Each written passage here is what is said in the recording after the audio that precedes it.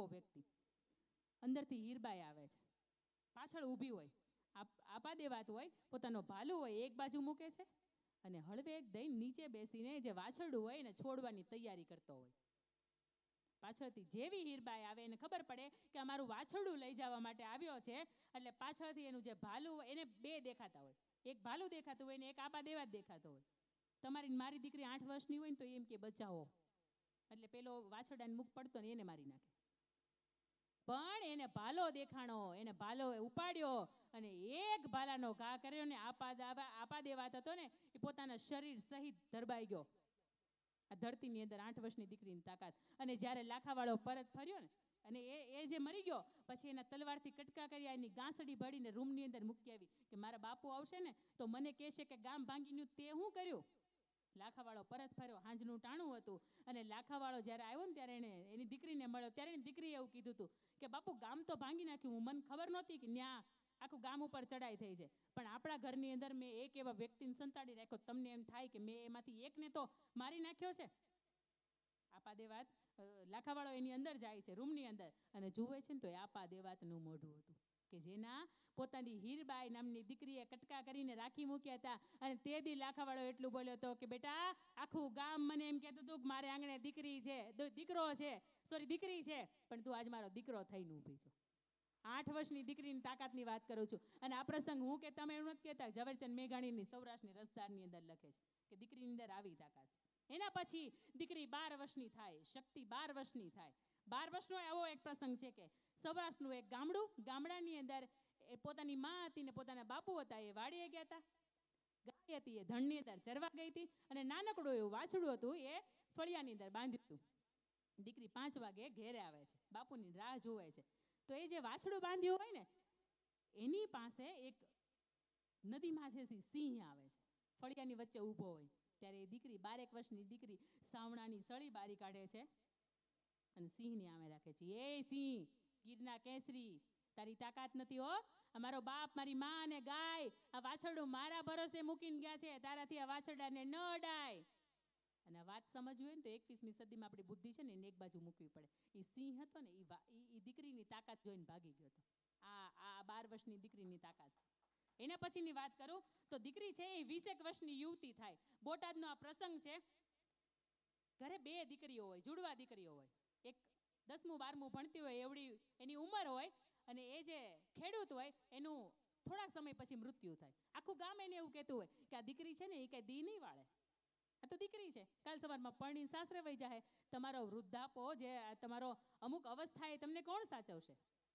ત્યારે એ જે ખેડૂત હોય એ બહુ ધ્યાન નથી દેતો. થોડો સમય થાય છે, ખેતીની અંદર નબળા વર્ષો આવે છે અને એ વ્યક્તિને ચિંતાને લીધે હાર્ટ એટેક આવે છે, વ્યક્તિ મૃત્યુ પામે છે. ઘરની અંદર 3 વ્યક્તિઓ ઊભી હોય, એક માં અને આ 2 દીકરીઓ. હવે શું કરવું, આ બાપનું દેવું કેમ ભરવું, સૌને આ સવાલ હોય. જે લોકોને પૈસા લેવાના હોય ને ઘેર આવે અને પગ ઉપર પગ ચડાવીને બેસે કે ક્યારે આપો છો પૈસા, નહીં આપો તો દીકરીઓની સામે જોવે. માને ઓળખી જાય, માને ખબર છે કે હવે મારી દીકરીઓ સુરક્ષિત નથી. ધોરણ 12મું પૂરું કરે છે, બંને દીકરીઓ નજીકના શહેરની અંદર જાય છે. એની માને કહે છે કે તું માં ચિંતા ન કર, આપણે આવતા વર્ષે પૈસા દઈ દેશું, ગમે તે થશે કંઈક દઈ દેશું. એ 2 દીકરીઓ નજીકના શહેરની અંદર જાય છે. સવારથી બપોર 11 વાગ્યા સુધી કોલેજમાં ભણે અને 11 વાગ્યા પછી એની બેનપણીને ત્યાં જાય, પાણીપુરીનો સામાન બધો બનાવે અને લારી લઈને બુરખો ધરીને નીકળી પડે. ગામ આખું એમ કે દીકરીઓ ક્યાં જાય, સવારથી સાંજ સુધી એનો બાપ જોતો નથી, આ ક્યાં જાય છે, પાછી તો આવતી નથી. પણ દીકરીને મેં કીધું એમ, હું જેવી છું એવી, મને ખબર છે હું કેવી છું, કોઈને સર્ટિફિકેટ આપવાની જરૂર નથી. દીકરીએ ગાંઠ મારી દીધી હતી કે ગમે તે થાય, આ માર્ચ મહિનો તો સામે આવતો માર્ચ મહિનો ન આવવો જોઈએ, મારા બાપની માથે કોઈ કરજનું મેણું મારીને જાય ને એ ન હોવું જોઈએ. 1 વર્ષ પૂરું થાય છે, 2 દીકરીઓની કમાણી હોય એનો હિસાબ કરે છે, ટોટલ 3,80,000નો હિસાબ પૂરો થાય છે. લેણું હતું એ આખું 3 લાખનું હતું. એની માને કહે છે, એની માં એવું કહે છે કે બેટા હવે તો માર્ચ મહિનો આવી ગયા, બોલે ગયા વર્ષે આવ્યા હતા ને આવીને પાછા ઊભા રહેશે, આપણે શું કરશું. એની માને કહે છે કે લે માં, આ 3,80,000નું બિલ, આ 3 લાખનું દેવું છે ને ભરી દે.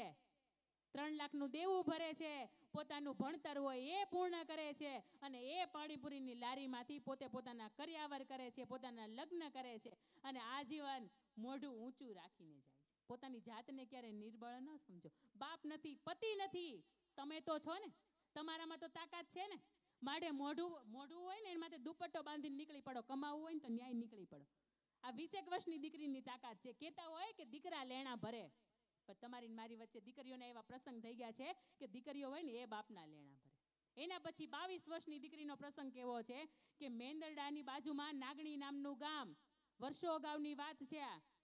ત્યારે ગીગા મૈયા નામના એક બારવટીયો હતો. એણે ગામની ઉપર ચડાઈ કરી હતી. ગામની ઉપર ચડાઈ કરી એટલે ગામમાં જે પણ વ્યક્તિ હતા એ ઘરમાં હોય ઘરમાં રહે, વાડીએ હોય વાડીએ રહે. 3 દિવસ આવી રીતે વીત્યા. આપણી પટેલની દીકરી સાસરી ગઈ હતી પરણીને, 15-20 દિવસ થયા હતા અને એને એવો વિચાર આવ્યો કે મારો પતિ બિચારો 3 દિવસથી જમ્યો નથી ને આપણે અહીંયા શાંતિથી જમીએ છીએ, લઈને હું એને ભાત લઈને જાઉં, કોઈ જોવે નહીં એમ. દીકરીએ ભાત શિરામણ તૈયાર કર્યું અને લઈને જાતી હોય, હજી તો ઓસરીની કોર ઉતરે નહીં પહેલાં એને સાસુ એમ કે ક્યાં હાલી, એટલે કે છે કે એણે 3-4 દિવસથી ખાધું નથી, હું એને જમવાનું આપવા જાઉં છું. એટલે એને સાસુ એવું મેણું મારે કે તારો બાપ ગીગો મૈયો રસ્તામાં પડાવ નાખીને બેઠો છે, એ તને નહીં જવા દે, એ બારવટીયો છે, એની સામું ન પડાય. પણ દીકરીને એમ કીધું ને કે તારો બાપ બેઠો છે. ત્યારે દીકરીએ વધારે પોતાની પાસે તો જે ઘરેણા હતા એ તો પહેર્યા હતા, સાસરિયા પક્ષના જેટલા ઘરેણા હતા એટલા પહેર્યા અને હળવે હળવે હળવે ડીગલે ચાલી નીકળી. રસ્તો આવ્યો, રસ્તાની અંદર 3-4 જે બારવટિયાના જે વ્યક્તિઓ હોય એ ઊભા હતા અને એણે દીકરીને પકડીને કીધું તારાથી એમ ન નીકળાય, આખા ગામની એવી તેવડ નથી કાંઈથી આ કોઈ ગીગા મૈયાને સામે નીકળે, તો તું કોણ? એટલે કે છે કે હું પટેલની દીકરી છું, તમે કે ગીગા મૈયા બારવટીયો છો? તો કે નહીં, મને કે એની પાસે લઈ જાઓ. એટલે કે બારવટિયા પાસે ન લઈ જવાય, તું સમજ દીકરીઓની જાતને, અમારથી તને સ્પર્શાય નહીં. બારવટીયો હોય ને 12 પ્રકારના વટથી જીવતો હોય ત્યારે એને બારવટીયો કહેવાય. પણ એક એની ખાનદાની કે બેન દીકરીની માથે આખી આડી અવળી નજરે ન નાખે. એક પણ એવો કેસ નથી કે એની ઉપર બળાત્કાર કર્યો હોય ને બારવટીયો હોય. બારવટીયો જીવતો, ગામને લૂંટતો, પણ દીકરીની ઇજ્જત ક્યારેય લૂંટાય ને એવું ક્યારેય ન કરતો. દીકરી એવું કહે છે કે તમે જે હોય મને ગીગા મૈયા ગીગા બાપુ પાસે લઈ જાઓ. એટલે પહેલાં ને એવું થાય છે કે કાંઈ નહીં, આપણે લઈ જઈ ત્યાં જઈને ત્યાં આને તો ઘરેણા આપણે કાઢી લઈશું ને આને આપણે હાલતી કરી દઈશું અથવા તો મારી નાખશું. દીકરીને લઈને જાય છે. ગીગા મૈયાની સામે આવે છે. ગીગા મૈયા એમ કહે છે કે આ દીકરીની કેમ તાકાત કે મારી સામે ઊભી છે? આખું ગામનો કોઈ પુરુષ વ્યક્તિ એવો નથી કે મારી સામે ઊભો છે અને એ પાછા ઘરેણા પહેરીને. દીકરી એમ કે છે કે ગીગા બાપુ તમે પોતે? એટલે કે છે હા. એટલે ગીગા બાપુ કે તું બેન જ્યાંથી આવી હોય ત્યાંથી વહી જા, આ ઘરેણા અમને દઈ દે અને તું નીકળ. એટલે કે કંઈ વાંધો નહીં, હું આપી દઉં, પણ મારા સાસુએ એક મેણું માર્યું હતું. કે એણે એવું કીધું કે તારો બાપ ગીગો મૈયા થોડો છે કે તને ન લૂંટે. ગીગા બાપુ કે હે તારા સાસુએ મને બાપ કીધો તો? દીકરી કીધું કે હા, મને એવું મેણું માર્યું હતું કે તારો બાપ થોડો ગીગો મૈયો છે, કે બેટા આજથી તારો હું બાપ, મારાથી તને ન લૂંટાય અને તારી માથે જે શિરામણ છે ને એ અમને જમાડતી જા. જો તું મારી દીકરી થઈને આવી હોય ને તો હું તને કાવડમાં હું તને મારા તરફથી પૈસા આપું. અને આ દીકરીને આ નાગણી ગામની અંદર દીકરી તો નહીં લૂંટું પણ આખા ગામને નહીં લૂંટું એવી હું પ્રતિજ્ઞા લઈને જાઉં છું. આ બારવટિયાનું હૃદય પરિવર્તન કરાવે ને એ દીકરી તમારી મારી ઘરે ઉછરતી હોય ને એ દીકરી, હું એનામાં તાકાત નથી. અને એના પછી દીકરી મોટી થાય, 20 વર્ષની થાય, લગ્નને પરણીને સાસરે ગઈ હોય અને ન્યા બાળકનો જન્મ થાય. આજે હું જેની વાત કરું છું ને એ વ્યક્તિત્વ પણ આપણી વચ્ચે સાહેબ હમણાં હતા, અહીંયા ઉપસ્થિત હતા. એમનો પરિવાર, એમના પત્ની ને એમના બહેન પણ અહીંયા બેઠા છે. એ માતા સાસરે જાય, ઘર આંગણે 6 દીકરીઓ જન્મે, 7મો દીકરો જન્મે અને 8મી ગર્ભાવસ્થા હોય ને ત્યારે ભગવાનને શિવજીને પ્રાર્થના કરે કે ભગવાન તું મને દે ને તો દીકરો દેજે. 7 દીકરીઓ હતી, 6 દીકરીઓ હતી ને તોય મેં વાંજ્યા મેણા સહ્યા છે. મને એક દીકરો તે મારા માટે આપ્યો, બીજો દીકરો હોય એને મોટું થઈને જે બનવું હોય બનવા દેશ, પણ ભગવાન મને આપને તો 8મો દીકરો આપજે. 5મા મહિનાની આ ગર્ભાવસ્થા હતી, ભગવાનને પ્રાર્થના કરી હતી અને એ ઘરે 1982ની અંદર 11 જૂને દીકરાનો જન્મ થાય છે. દીકરો મોટો થાય છે, 12 સાયન્સમાં ફેલ થાય છે. માગ્યું તો એ પ્રમાણે મળ્યું નહીં. એટલે દીકરાને અંદરથી અનુભૂતિ થાય છે કે મારો બાપ કોણ, મારી માં કોણ, અને મારાથી આવી રીતે થોડું 12 સાયન્સમાં ફેલ થવાય. હું દેશ માટે બનીશ, હું મારા માટે નહીં જીવું તો દેશ માટે લડીશ, દેશ માટે જીવીશ. અને એ વ્યક્તિ આર્મીની એક્ઝામ આપે છે. 18 વર્ષની હજી તો ઉંમર એનો પૂરી થઈ હોય, આર્મી પાસ આઉટ થઈ જાય છે અને ઘરે એમ કહે છે કે માં મારે આર્મીમાં જવું છે. બધી બહેનો હોય ને એવું કહે કે મમ્મી ભાઈને તો કંઈ ખબર નથી પડતી, એ ભલે ને એવું કહે કે મારે આર્મીમાં જવું છે, પણ માં તમને તો ખબર પડે છે ને આને આર્મીમાં ન જવા દેવાય. ત્યારે માએ એવું કીધું હતું, માતા રંભાબાએ એવું કીધું હતું કે જ્યારે 5 મહિનાની ગર્ભાવસ્થા હતી ને મેં ત્યારથી ભગવાનને કીધું હતું કે મારો દીકરો મોટો થઈને એને રાષ્ટ્રના રખોપા કરવા હોય તોય ભલે અને મારા ઘર માટે જીવવું હોય તોય ભલે, મારું બાળક બંધનમાં નથી, મારું બાળક છૂટું છે. એ માતાએ પોતાના બાળકને દેશની સરહદે લડવા માટે મોકલ્યું. 18 વર્ષનો, હજી તો મૂછું નહોતી ઉગી એવા જુવાનને, એવા દીકરાને લડવા મોકલ્યો. દીકરો 7 જ વર્ષનો હતો ત્યારે એના પપ્પાનું મૃત્યુ થાય છે. અને એવી માતા એમ કહે છે કે 18 વર્ષે જા, દેશના સીમાડા હાચવવા માટે તું નીકળી જા, મારે કોઈ જરૂર નથી. હજી તો દીકરો જાય છે. 20 વર્ષની આયુ થાય છે. મોટો ભાઈ હતો એ મૃત્યુ પામે છે. સમજો, ઘરમાં બધી સ્ત્રીઓ ઘરનું મોભાર તો રહ્યા, પણ ઉપરનું જે ઢાંકણ હોય ને એ ઘરનું ઉડી ગયું. દીકરો પાછો આવી જાય છે ને એમ કહે છે કે નહીં, હવે મારે નથી જવું, મારે મારો ઘર પરિવાર છે ને એ જ મહત્વનો છે, હવે મારે આગળ ક્યાંય નથી જવું. ત્યારે એની માતા એવું કહે છે કે નહીં બેટા, એક દીકરો છે એ ગામના કામ માટે શહીદ થઈ ગયો છે અને અમે કોઈ બિચારા નથી, અમે દેશના જવાનની માતા છીએ, રાષ્ટ્રના રખોપા કરનારની માતા છીએ, અમે એની બહેનો છીએ. અમારાથી તને ઢીલો ન પડાય. અને ફરીથી એ વ્યક્તિ દેશના સીમાડે જઈને લડે છે, પત્નીનો સાથ મળે છે. પત્ની ગર્ભાવસ્થામાં હોય ત્યારે કાશ્મીરની અંદર લડતા હોય. Janakiben, rise your hand.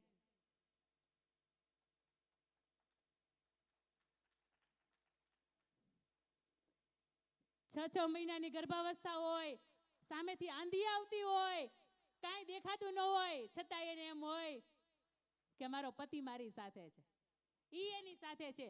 આ પત્નીનો આવો પ્રેમ હોય ને ત્યારે આપણી વચ્ચે રાખોલિયા સાહેબ ઉપસ્થિત હોય. હમણાં હતા ને, થોડી વાર પહેલા દીપ પ્રાગટ્યમાં હતા. અને એ દેશના 16 વર્ષના સીમાડા પૂર્ણ કરીને પાછા આવે છે.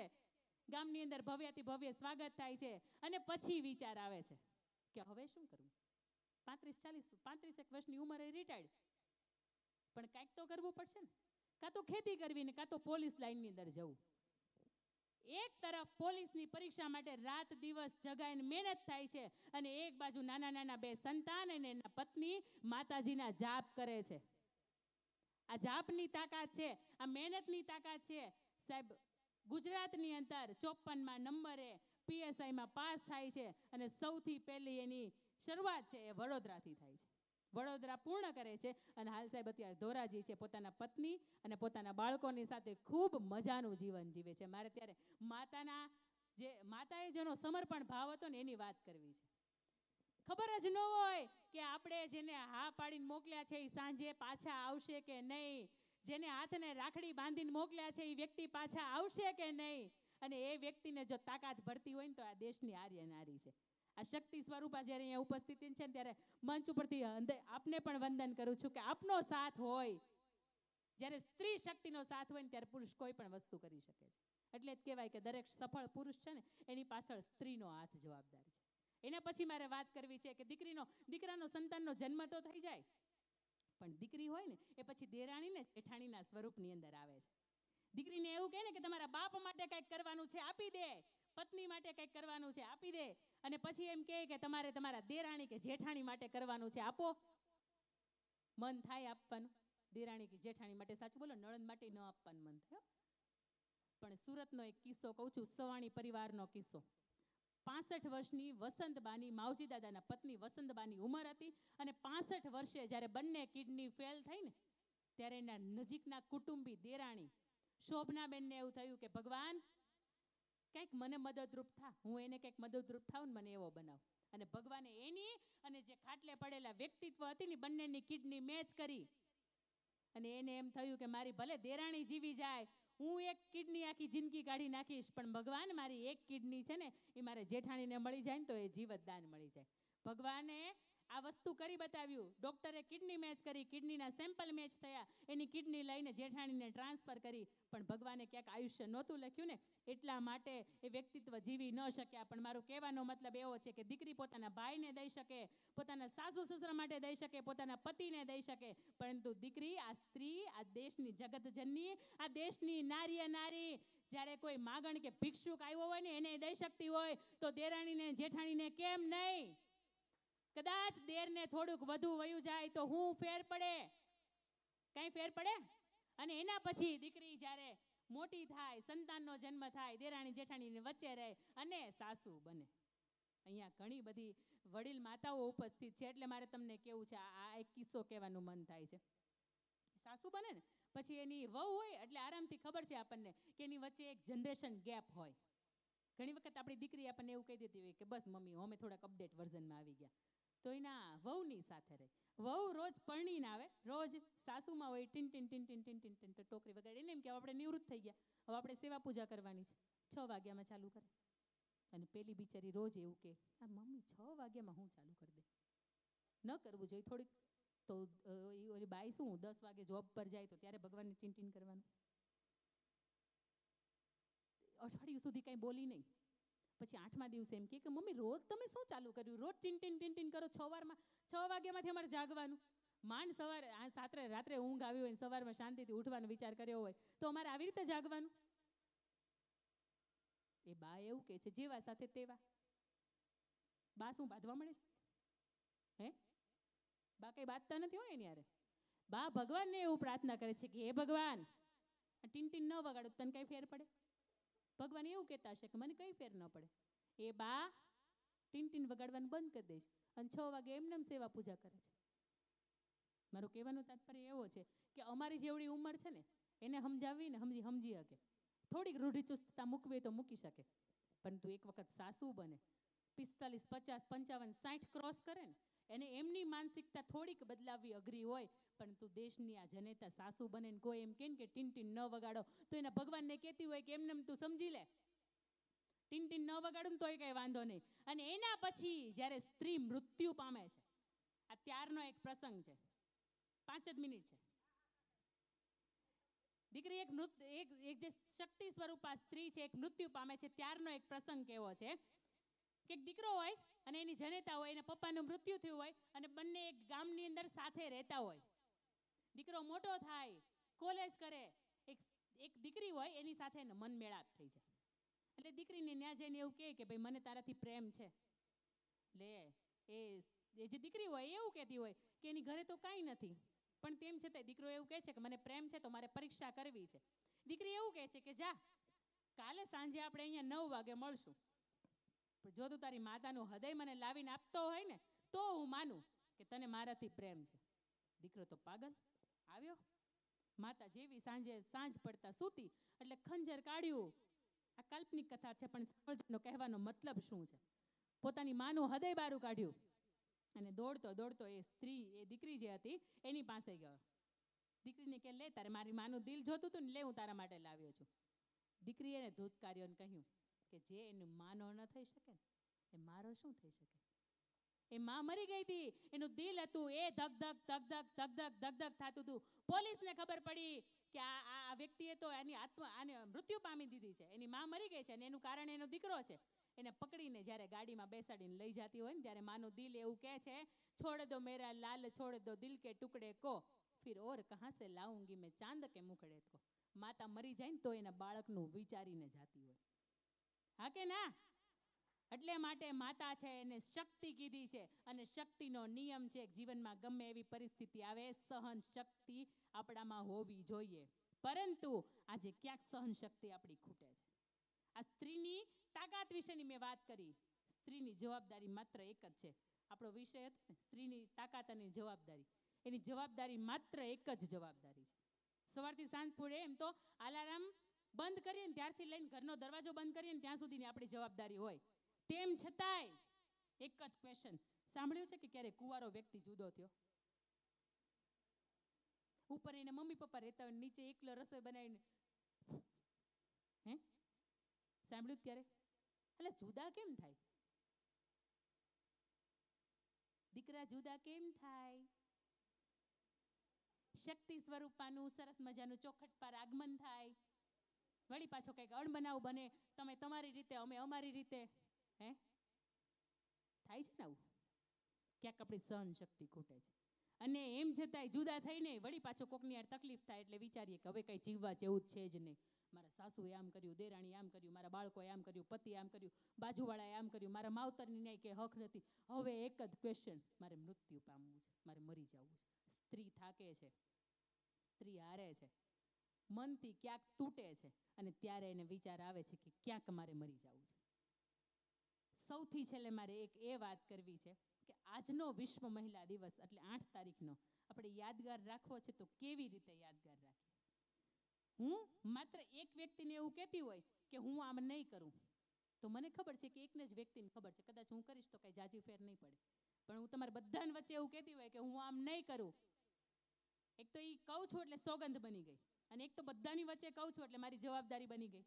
હા કે ના? તો આ વિશ્વ મહિલા દિવસનો સુરતની અંદર મારા છેલ્લા 2 કાર્યક્રમ હતા, એની અંદર એક અભિયાન અમે ચાલુ કર્યું છે. હું છું વીરાંગના, ગમે તે થાય આત્મહત્યા નહીં કરું. 2000થી વધુ સ્ત્રીઓને આની અંદર જોડી છે. એક સરસ મજાની લિંક મેં રિદ્ધિબેનને પાસ કરી છે. અહીંયા તમે આવ્યા છો, તમે રજીસ્ટ્રેશન કરાવ્યું હશે, તમારી પાસે તમારા કોન્ટેક્ટ નંબર એમની પાસે હશે, એ દરેક તમને લિંક મોકલશે. લિંકની અંદર તમારે તમારું નામ ભરવાનું છે, તમારી અટક ભરવાની છે, અને નીચે તમારો ફોટો સેટ કરવાનો છે. આ 10 વર્ષની દીકરીથી લઈને મોટામાં મોટી ઉંમર ખાટલે પડી હોય ને ત્યાં સુધી આ વ્યક્તિ, કોઈ પણ સ્ત્રી, માત્ર સ્ત્રી અભિયાનની અંદર જોડાઈ શકે છે. તમારે ખુલ્લે આમ તમારા સોશિયલ મીડિયા ઉપર જાહેર કરવાનું છે કે હું ગમે તે થાય આત્મહત્યા નહીં કરું. પુરુષ ખીજાતો હોય ને તો એને એક એ બીક હોય કે મને નથી ખબર ઘરે જઈશ તો મોઢું જોવા મળશે કે નહીં, કારણ કે એને ખબર છે કે ક્યાંક આપણી સહન શક્તિ ખૂટે છે. આપણું નામ તો શક્તિ આપી દીધું, તો શક્તિને બાટલા ચડાવવા પડે છે.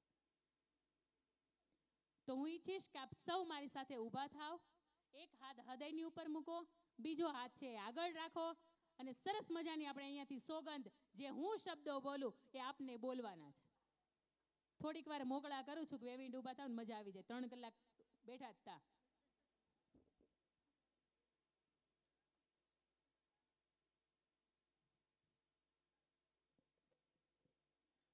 તમારી પાસે આવું એક સંકલ્પ અને સોગંદ પત્ર આવશે. શક્ય હોય તો મેડમ અહીંયા લઈ લો ને. કદાચ મારો અવાજ ન સંભળાય તો અહીંયાથી તમને દેખાય. આ સોગંદ છે. સંકલ્પ તૂટે, સોગંદ ન તૂટે, અને બધાની વચ્ચે તમે જાહેરમાં હાથ એક ઉપર હૃદય ઉપર મૂકીને કહો છો કે ગમે તે થાય આત્મહત્યા નહીં કરું. હું છું ભલે નામ બીજું હોય પણ હું વીરાંગના જ છું.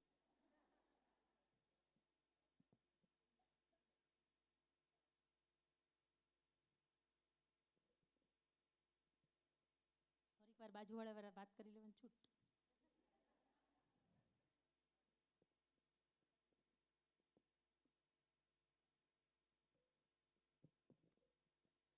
હલો, સોશિયલ ગ્રુપના જે મહેમાનો પધારેલા છે તે થોડી વાર બેસશે, એનું હજી સન્માન લેવાનું બાકી છે, તો આગળ આપણો પ્રોગ્રામ ચાલુ જ રહેશે.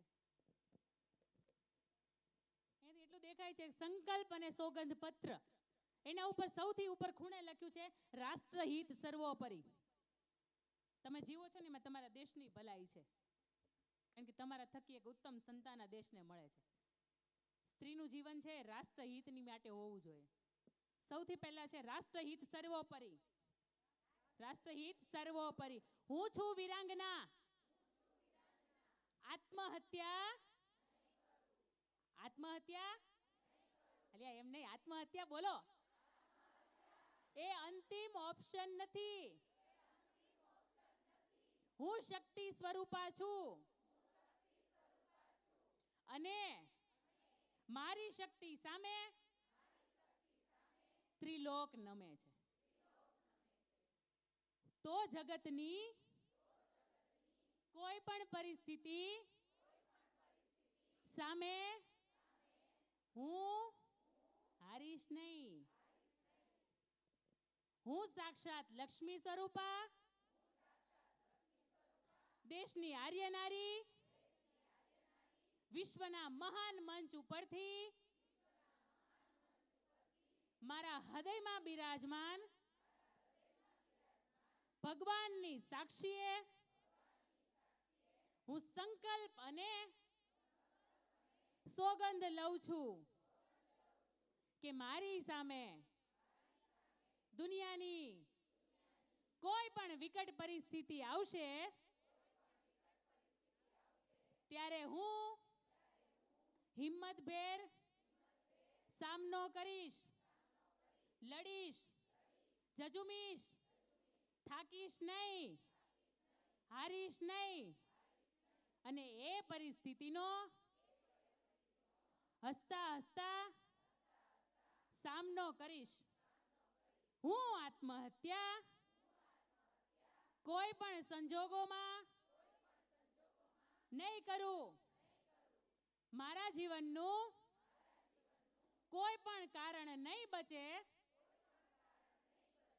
તો હું મારું જીવન સમાજને, રાષ્ટ્રને અથવા કોઈ નિરાધારને સમર્પિત કરીશ.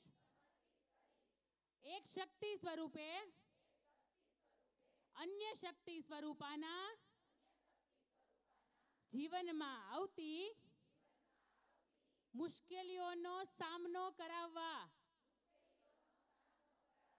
મદદરૂપ બનીશ. છેલ્લા શ્વાસ સુધી હું મારા જીવનમાં એક કાર્ય એવું ચોક્કસ કરીશ કે મારા પરિવાર, કુટુંબ, સમાજ અને દેશ મસ્તક ઊંચું રાખીને મને ગર્વભેર યાદ કરે. જય હિન્દ, જય ભારત. ફરીથી આપ સૌને, આપ સૌ શક્તિમાં સ્ત્રીઓને મારા સહૃદય વંદન, અને ફરીથી આપના સાનિધ્યમાં ખોડલના મંચ ઉપર બોલવાનું આ સૌભાગ્ય પ્રાપ્ત થવું એ મારા માટે મારા જીવનની સૌથી ગર્વભેર ક્ષણિક છે. આપ સૌનો ખૂબ ખૂબ આભાર.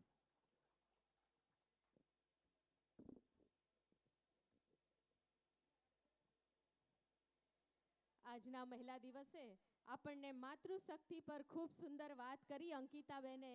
દુહા છંદ સાથે આપણને માં ખોડલના ગુણાનુગાનનું પણ રસપાન કરાવ્યું. સ્ત્રી શક્તિની તાકાત અને જવાબદારી ઉપર આપણને સુંદર વક્તવ્ય આપ્યું. એ બદલ આપણે અંકિતાબેનને ખૂબ ખૂબ આભારી છીએ. દરેક બહેનોને નમ્ર વિનંતી છે કે આપ આપનું સ્થાન થોડી વાર માટે જાળવી રાખો. દરેક બહેનોને વિનંતી છે કે અહીંયા અલ્પાહારનું આયોજન કરેલું છે, તો થોડી ક્ષણો માટે આપણે આપણું સ્થાન ગ્રહણ કરી રાખીશું. અને બહાર વરસાદ ચાલુ છે, તો થોડી વાર માટે આપણે આપણું સ્થાન ગ્રહણ કરી રાખશું. હવે આપણે આપણા કાર્યક્રમમાં અનેક મહેમાનો ઉપસ્થિત થયા છે, તો હું આજે એમના સન્માનને પણ આપણે આ કાર્યક્રમના અંતમાં એમને સન્માનિત કરીશું. આપણી વચ્ચે જાનકીબેન રાખોલિયા, પીએસઆઈ રાખોલિયા સાહેબ, જેમનું હમણાં જ આપણે અંકિતાબેને વાત કરી, એવા એક્સ આર્મી મેનના ધર્મપત્ની અહીંયા ઉપસ્થિત છે, જાનકીબેન. તો હું મધુબેન કપૂપરા, સુમિતાબેન કાપડિયા અને જયશ્રીબેન વરસાણીને વિનંતી કરીશ કે તેઓ બુકેથી એમનું સ્વાગત સન્માન કરે. હું જાનકીબેન રાખોલિયાને વિનંતી કરીશ કે તેઓ આગળ પધારે, મંચ પર પધારે અને તેમનું સ્વાગત અભિવાદન કરે. મધુબેન કપૂપરા પણ જ્યાં હોય ત્યાંથી સત્વરે આગળ આવે.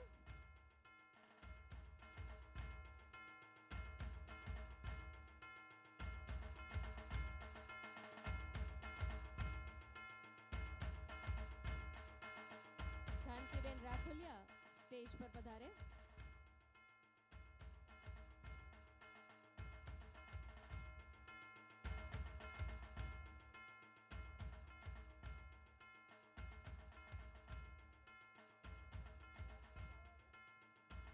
આપણે સૌ આપનું સ્થાન થોડી ક્ષણો માટે જાળવી રાખીશું.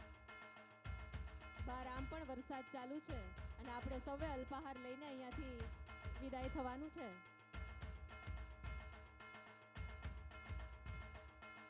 આપણે સૌ તાળીઓના ગડગડાટ સાથે જાનકીબેનનું સ્વાગત સન્માન કરીશું.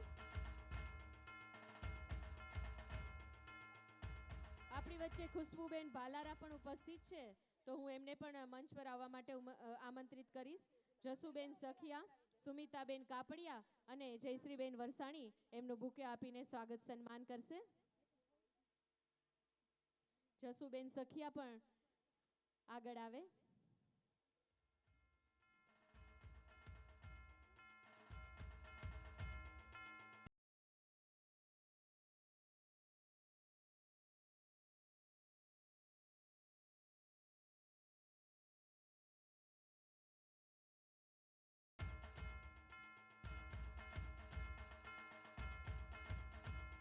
મહેમાનો એમનો કિંમતી સમય ફાળવીને આજે અહીંયા ઉપસ્થિત થયા છે, તો આપણે સૌ તાળીઓના ગડગડાટ સાથે એમનું સ્વાગત સન્માન કરીશું. Sardar Patel social group main યુવા એવા હેતલબેન વિરડિયા અને એની ટીમ પણ ઉપસ્થિત છે, તો હું હેતલબેન વિરડિયાને વિનંતી કરીશ કે તેઓ સ્ટેજ પર પધારે અને ખોડલધામ મહિલા સમિતિના વર્ષાબેન સભાયા, રમાબેન ઠુમ્મર અને નીતાબેન ગવાને વિનંતી કરીશ કે તેઓ શ્રી તેમનું બુકે દ્વારા હાર્દિક સ્વાગત સન્માન કરશે.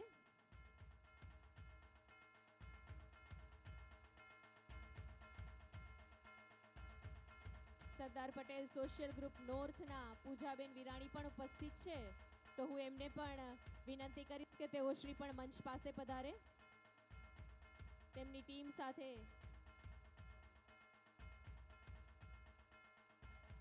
જ્યોત્સનાબેન તારપરા, જીજ્ઞાબેન ગોંડલિયાને હું વિનંતી કરીશ કે તેઓ શ્રી પણ આગળ આવે સ્ટેજ પાસે. પૂજાબેન વિરાણી જેઓ ઉપસ્થિત છે તેમનું સ્વાગત સન્માન કરે. સરદાર પટેલ સોશિયલ ગ્રુપ વેસ્ટના કિંજલબેન રામોલિયા અને એની ટીમ પણ ઉપસ્થિત છે, તો હું રસીલાબેન સોરઠિયા, સરોજબેન મેનપરાને વિનંતી કરીશ કે તેઓ શ્રી આગળ પધારે અને સ્વાગત સન્માન કરે.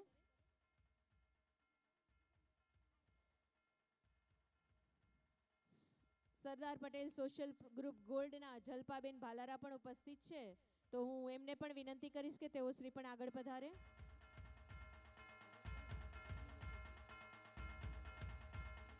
રીટાબેન પાનેલિયાને હું વિનંતી કરીશ કે તેઓ મંચ પર પધારે. ચેતનાબેન અજુડિયા પણ ઉપસ્થિત છે, તો હું એમને પણ આમંત્રિત કરું છું કે તેઓ શ્રી પણ સ્ટેજ પર પધારે. આપણે ઝડપથી આગળ આવીશું, ઝડપથી સ્ટેજ પર આવવાનો પ્રયત્ન કરીશું, જેથી દરેકના સ્વાગત સન્માન આપણે કરી શકીએ.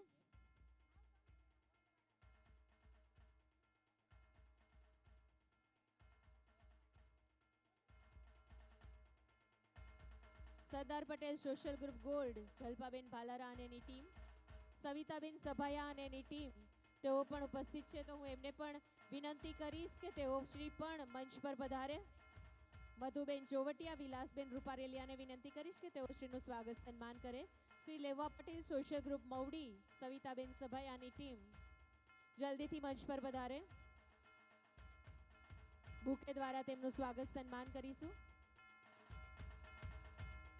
આજના વિશ્વ મહિલા દિવસને યાદગાર બનાવવા માટે આપણી વચ્ચે અનેક મહેમાનો ઉપસ્થિત થયા છે. સમયની કટોકટી વચ્ચે પણ તેઓ શ્રી ઉપસ્થિત થયા છે, તો આપણે સૌનો આભાર વ્યક્ત કરીએ છીએ.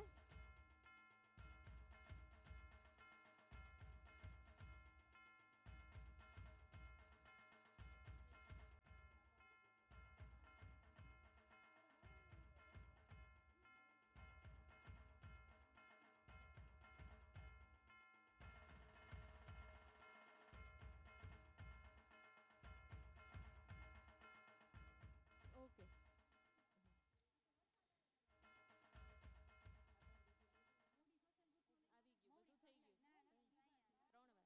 લેવા પટેલ સોશિયલ ગ્રુપ મવડી, સવિતાબેન સભાયા અને એની ટીમ સત્વરે સ્ટેજ પર પધારે.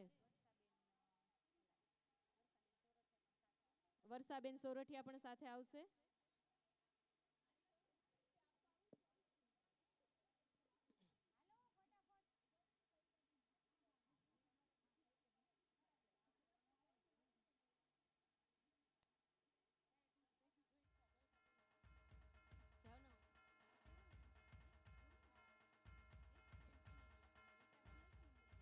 રેખાબેન પાનેલિયા પણ ઉપસ્થિત છે, તો હું મહિલા સમિતિની બહેનોને વિનંતી કરીશ કે તેઓ શ્રી તેમનું બુક દ્વારા સ્વાગત સન્માન કરે.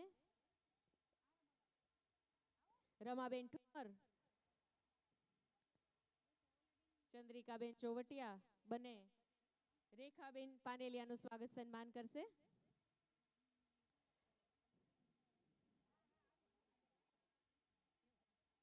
આપણે સૌ આપનું સ્થાન થોડી ક્ષણો માટે જાળવી રાખીશું અને દરેકને આજે અહીંથી અલ્પાહાર લઈને જ જવાનું છે.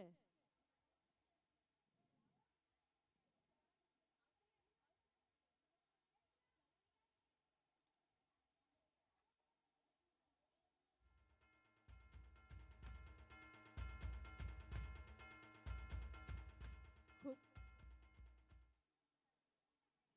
દરેક સોશિયલ ગ્રુપના બહેનોનો ખૂબ ખૂબ આભાર કે તેઓ કિંમતી સમય ફાળવી અને આપણા મહિલા સમિતિના પ્રોગ્રામમાં પધાર્યા એ બદલ. શબ્દોને સાચા સ્વરૂપે પામવા મૌનને આકાર હોવો જોઈએ. મિલનનો અંત આવે ત્યારે આંખમાં આભાર હોવો જોઈએ. તો હું જયશ્રીબેન વરસાણીને વિનંતી કરીશ કે કાર્યક્રમના અંતમાં આભાર વિધિ કરે. શ્રી જયશ્રીબેન વરસાણી. જય માં ખોડલ, જય સરદાર, જય ભોજલરામ. આપણા મુખ્ય મહેમાન શ્રી નરેશભાઈ, અતિથિ વિશેષ અંકિતાબેન મુલાણી તથા આપણા ખોડલધામના ટ્રસ્ટી શ્રી અનારબેન પટેલ તેમજ બીજા અન્ય મહેમાનો તેમજ અમારા ખોડલધામ સાથે જોડાયેલા દરેક બહેનો જે અમારા આમંત્રણને માન આપીને તે પધાર્યા એ બદલ હું તો આપણે સૌનો આભાર વ્યક્ત કરું છું. જય માં ખોડલ, જય સરદાર, જય ભોજલરામ. ખૂબ ખૂબ આભાર જયશ્રીબેન. કાર્યક્રમના અંતમાં આપણે સૌ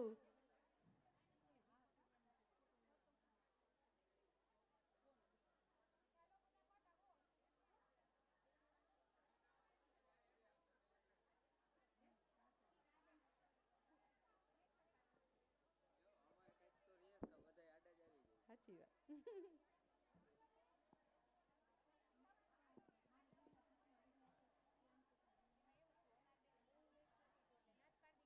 રિપોર્ટર્સ બહેનો છે એમને અંકિતાબેન મુલાણીનું સ્વાગત સન્માન કરવું છે.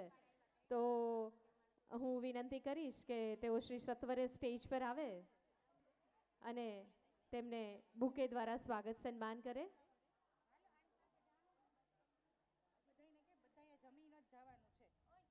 દરેક બહેનોને વિનંતી છે કે આપણે સૌએ અલ્પાહાર લઈને જ અહીંયાથી આપણું સ્થાન છોડવાનું છે. તો સૌને એક વિનંતી છે કે આપણે સૌ અલ્પાહાર લઈને જ અહીંયાથી નીકળીશું.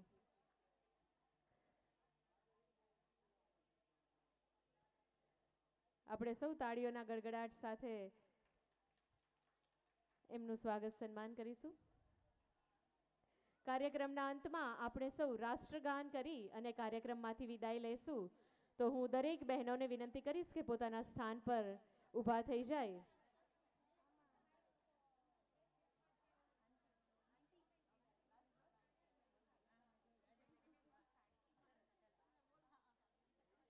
આપણે સૌ આપનું સ્થાન છોડીશું નહીં, જ્યાં છીએ ત્યાં જ ઊભા રહી જઈએ અને રાષ્ટ્રગાનમાં જોડાઈએ. एक साथ राष्ट्रगान शुरू करेंगे. शुरू कर.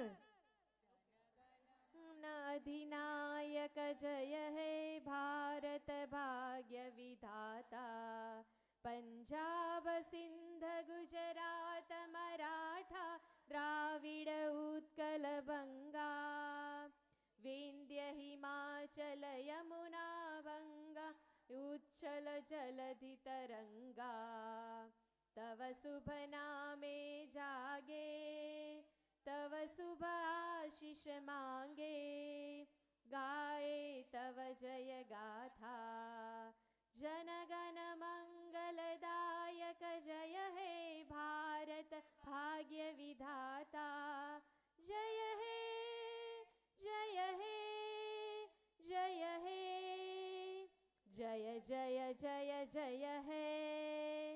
ભારત માતા કી વંદે. દરેક બહેનોને વિશ્વ મહિલા દિવસની અનેક અનેક શુભેચ્છાઓ. Thank you.